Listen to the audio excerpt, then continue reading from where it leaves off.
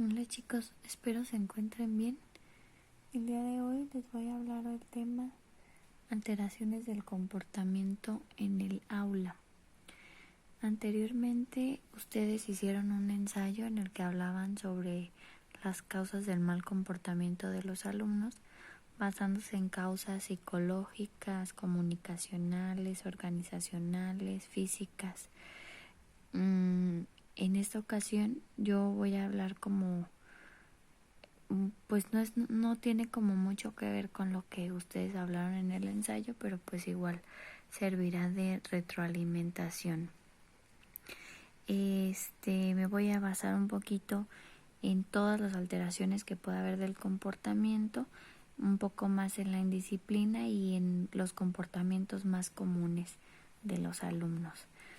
Antes de empezar, les pido que tengan ahí a la mano su libreta para que vayan realizando un apunte, ya sea que lo vayan haciendo mientras escuchan el video y ven las diapositivas, o ya si ustedes quieren primero verlo y después regresarse y anotar, como ustedes gusten. Pero el apunte me lo tienen que entregar durante el día de hoy o a más tardar mañana en la mañana. El tema es un poquito largo, entonces para que no se les junte tanto el trabajo el día de hoy, lo voy a dividir en dos partes. Por eso es que les pido que me lo entreguen entre hoy y mañana, para que yo mañana pueda subir el otro video de la segunda parte del tema. Entonces voy a empezar. Aquí pongo el índice espero que antes de que empiece les comento que espero que sí se alcance a ver bien las diapositivas. Como ya ahorita lo estoy grabando de noche, luego se llega a ver un poco mal la imagen, pero en caso de que no logren ver lo que diga o así, me avisan para subirles la exposición como tal en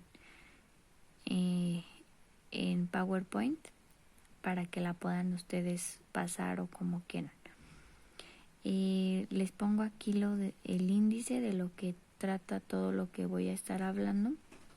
Es la definición del comportamiento, los trastornos del comportamiento, clasificación de las alteraciones del comportamiento, problemas del comportamiento en el aula, basándome un poquito más en la indisciplina, comportamiento agresivo, que sería ya la siguiente parte, comportamiento tímido y alteraciones de la atención. En esos últimos tres me voy a basar ya más en lo que son las causas, cómo trabajarlo, etcétera. Pero entonces hoy vamos a ver hasta problemas del comportamiento en el aula y la indisciplina. Empiezo entonces. ¿Qué es el comportamiento? El comportamiento es un fenómeno complejo, pero es importante sacar algunas conclusiones al respecto. ¿A qué me refiero con complejo? Hay varios autores que pueden dar la definición de comportamiento, entonces puede haber muchas definiciones distintas de lo que es el comportamiento, pero en sí pues me imagino que todos deben de llegar a la misma conclusión. Yo pongo aquí 3 puntos importantes de lo que vendría siendo el comportamiento. Uno, debe considerarse como comportamiento todo lo que el individuo hace o dice siempre que sea real. Por ejemplo, todo lo que la persona habla o todo lo que la persona haga es considerada como un comportamiento. La forma en la que se relaciona con los demás, eso es un comportamiento. ¿Por qué dice que siempre que sea real? Porque pues puede haber personas que estén como actuando algo que no son. Ese no sería su comportamiento. Número 2, el comportamiento siempre implica la actividad del individuo en relación con el medio. O sea, la interacción que tenga con los demás y la forma de cómo se comporte con los demás también es un comportamiento. El comportamiento no implica solamente una actividad motora, o sea, no es solamente que tengas un comportamiento de andar en bicicleta, de querer brincar, de querer cantar, de comportarte de alguna manera, sino que también es en la parte emocional. El comportamiento también se basa en la parte emocional. O sea, si es una persona que llora mucho y tú puedes decir es que se comporta de esa manera, llorando todo el tiempo, así. Entonces la parte emocional también es un comportamiento. En ocasiones un comportamiento se puede convertir en trastorno o anormalidad. Esto es muy importante. A veces nosotros como maestros no nos damos cuenta que no, a lo mejor no es nada más que se esté comportando mal el alumno, sino que a lo mejor ya es un trastorno que el alumno tiene. Ya no es nada más el comportamiento que sí se puede cambiar al hacer algunas técnicas. Ya un trastorno pues no sería tan fácil de cambiar como el mismo comportamiento nada más. Entonces, ¿cómo te puedes dar cuenta si es comportamiento, de si es un mal comportamiento del alumno o si ya es un trastorno que tiene el alumno? Hay que observar estos 3 puntos. 1. La frecuencia en la que se produce el comportamiento.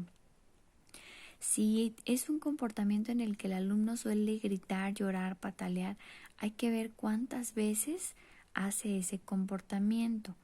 Tiene que ser, creo que en una semana por día, más de 3 veces al día para que sea considerado como un trastorno.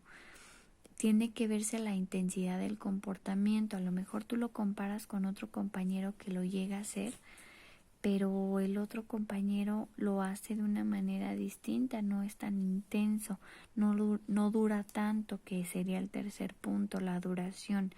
Entonces, tienes que ver esos 3 puntos para que puedas considerar si es un trastorno o solamente es un mal comportamiento. Y es algo que pues los maestros no se ponen como que a pensar mucho, ellos nada más acusan de que se tiene un mal comportamiento y ya, pero pues a veces puede ser un trastorno. ¿Cuáles son las alteraciones del comportamiento? O sea, ¿cuáles son estos trastornos de los que les estoy hablando? Trastorno del comportamiento y de las emociones de comienzo habitual en la infancia y adolescencia. O sea, que tengan una alteración de comportamiento y de emociones. Un comportamiento malo, que sea frecuente, que dure mucho y que meta las emociones, por ejemplo, que llore, que grite, que no se pueda controlar. Y tomando en cuenta los 3 puntitos que les mencionaba anteriormente sobre la duración, la intensidad, pueden considerar si ese comportamiento que está teniendo es un trastorno o no. Otro sería el trastorno hipercinético. Con eso me refiero a alteraciones de la atención. Ese también puede ser un trastorno. A veces decimos, es que nunca me pone atención. Yo estoy dando la clase y se distrae muy fácilmente. Entonces, a lo mejor no es un mal comportamiento o que el niño no quiera, sino que ya hay un trastorno de por medio. El otro sería el trastorno disociales. Tiene que ver con comportamientos agresivos. Si el niño tiene constantemente comportamientos agresivos con mucha duración, con mucha intensidad, con mucha frecuencia en el día, entonces está considerado como un trastorno disocial. Un trastorno de las emociones, que no sepa controlar sus emociones. Trastorno del comportamiento social, que no se integre con los demás, que no hable con nadie, que se aísle. Eso también no quiere decir, ay, es que el niño se comporta así. Pues no, a lo mejor realmente tiene un trastorno de comportamiento social.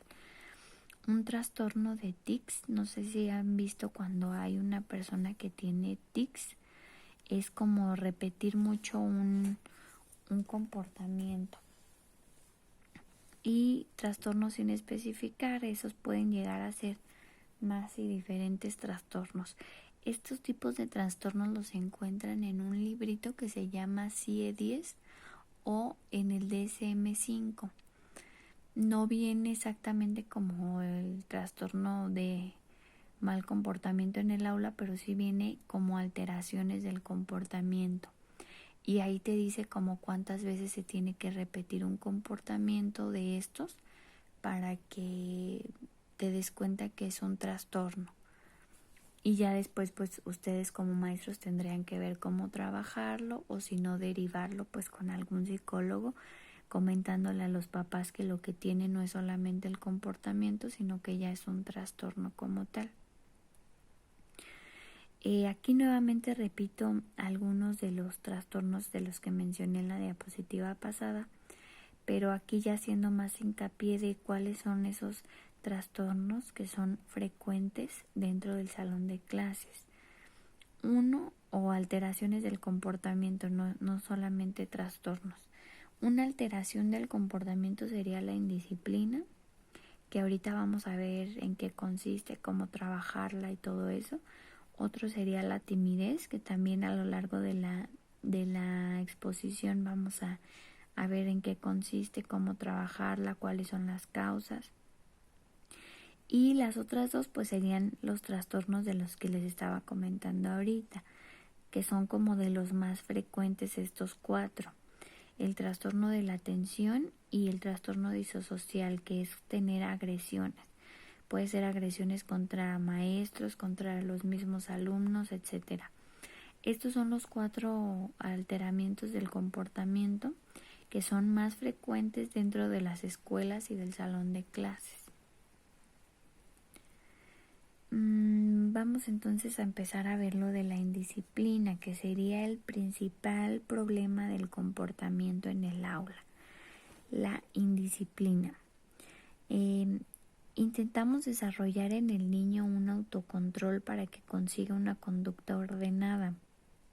La indisciplina, por lo tanto, consiste en no aceptar las normas.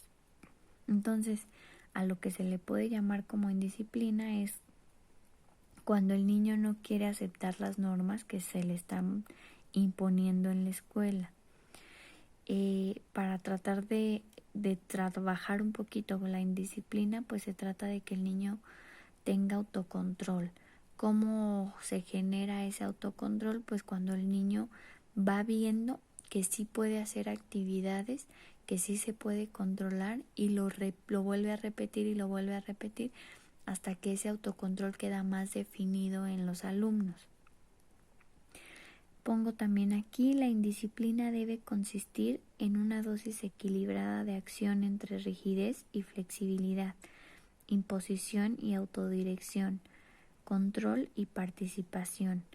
O sea que la indisciplina no es nada más un mal comportamiento constante, sino que es algo equilibrado entre algo rígido, algo flexible, una conducta rígida y flexible, pues una imposición, una autodirección, control y participación.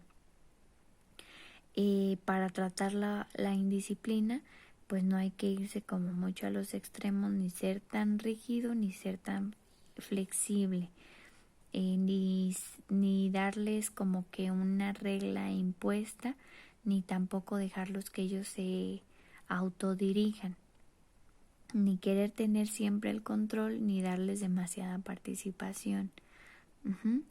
En la actualidad se da mucho esto de la indisciplina. Hay un deterioro en el mantenimiento y cumplimiento de las normas. Puede ser porque a lo mejor a los maestros ya están cansados, ya les vale, ya no tienen técnicas nuevas para mejorar la disciplina, o también obviamente puede ser porque en casa pues no hubo un trabajo para que el niño tuviera esa disciplina que hace falta en la escuela. Ya actualmente pues hay más papás que trabajan, papá y mamá que trabajan, y pues realmente eso no es un problema. El problema es cuando ya de tanto trabajo pues se deja de lado al niño, ¿no? A veces la indisciplina no se debe a un aprendizaje inadecuado, sino que se debe a un trastorno más profundo. En muchas ocasiones los maestros dicen, ay, es que es muy indisciplinado porque no se comporta, porque no aprende. En eso es en lo que principalmente se basan. Es que no aprende nada, va muy atrasado, entonces es indisciplina. Pero no, realmente a lo mejor la indisciplina viene de trastornos más profundos de los que les voy a ir explicando a lo largo de la exposición. Aquí pongo 5 causas de la indisciplina. ¿Por qué es que los niños llegan a presentarse con casos de indisciplina. Número 1, porque hay ausencia en el entrenamiento para cumplir normas. ¿Y eso de dónde viene? Pues de casa. También puede ser que de la escuela, pero la principal área en donde se debe de generar la disciplina es en casa. Entonces, si no hay un buen entrenamiento desde que el niño es pequeño para que él cumpla normas, si no se le deja a lo mejor alguna responsabilidad, si le dices te voy a castigar por esto y lo hace y no se lo cumples, pues ahí no hay un buen entrenamiento para que el niño pueda cumplir normas. El número 2, cuando el niño no pasa correctamente las etapas del desarrollo. ¿Recuerdan las etapas de Freud o de Erikson, que son desde que nace el niño hasta a la edad adulta? Si no se pasa correctamente por esas etapas en las que se vaya haciendo lo que le toque hacer en cada etapa, puede provocar un trastorno de indisciplina o un mal comportamiento en los niños, ya que a lo mejor los papás no hicieron el trabajo correcto en cada una de las etapas y hay por ahí una regresión o algún tipo de trastorno que después se verá reflejado en la escuela. El número 3, cuando el medio ambiente perturba el desarrollo del niño. ¿Cómo es esto? Cuando a lo mejor no viene la indisciplina o la falta de normas en casa, sino que el niño a lo mejor se empieza a juntar que con vecinitos o cosas así que los intenta el niño imitar y tienen ellos un mal comportamiento. Me refiero a que si hay un niño, un vecino que se comporta mal, que los papás lo dejan, tu hijo entonces al juntarse con él, pues va a empezar a adoptar conductas malas que lo lleven a un mal comportamiento, a un comportamiento de indisciplina en el salón de clase. Número 4, que el niño no tenga la comprensión y afecto necesario. Eso también es muy importante. Si en casa el niño no tiene una comprensión y un afecto que realmente que el niño necesita desde que nace, pues entonces el niño va agarrando como cierto coraje y después comienza la indisciplina en el salón de clases. Número 5, cuando tanto en el medio familiar como en el escolar no se da suficiente integración social, que no se le enseña a saber estar, o sea, que se sepa comportar en lugares sociales, que se sepa comunicar de la mejor manera, o sea, que no te pida las cosas llorando, que no te pida las cosas gritando, que no te pida las cosas enojado, que si algo hace mal tú se lo puedas decir. A eso se refiere con saber comunicar y saber atender, que te haga caso, que cumpla con sus normas, que cumpla con sus obligaciones. Eso quiere decir el medio familiar, o sea, que haya una buena escuela en cuanto a la integración social, pero esa escuela se la da el medio familiar y el escolar. A fin de cuentas, todo se reduce a un buen cumplimiento de reglas y normas desde que son pequeños para que después vaya el niño tomando un autocontrol y se sepa comportar en el salón. Si esto no pasa, pues el niño no va a tener un buen comportamiento. Aquí les voy a hablar un poquito sobre el tratamiento que se tiene que tomar para la indisciplina. ¿Qué tienen que hacer los maestros para tratar la indisciplina en el salón de clases? Inciso A, la prevención. ¿A qué me refiero con prevención? A que se tiene que actuar antes de que exista esta indisciplina. Que, por ejemplo, desde que entran a clases, el maestro les diga cuáles son las reglas del salón de clase, que el maestro les diga que sí se puede hacer, que no se puede hacer, como que haya una prevención de cómo tiene que ser su comportamiento antes de que no se les haya dicho nada y todo se salga de control. El inciso B sería el control de la indisciplina. Si, por ejemplo, unos niños se están portando mal, tú tienes que darles las reglas claras. Si tú dijiste que algo iba a pasar, si ellos se comportaban mal, pues debes de cumplirlo. y las reglas tienen que ser también como específicamente con quien se esté portando mal. Si están en el salón de clase y están hablando varios alumnos platicando ahí en el salón de clase y tú dices, ya niños, cállense, nada más, pues entonces a lo mejor no está haciendo una llamada de atención directa. Tendrías que hablarle al niño por su nombre, decirle, fulanito, ya por favor guarda silencio. Y eso hace un mejor control y hace que al niño le quede más claro. Inciso C, utilizar las técnicas de modificación de conducta, que ya las hemos visto también, que es como los refuerzos, el moldeamiento de conducta, los reconocimientos cuando hacen algo bien, la extinción, que se refiere a tratar de desaparecer por completo la mala conducta. Entonces, otro de los tratamientos para la indisciplina, pues sería utilizar esas técnicas para que puedan ir modificando la conducta.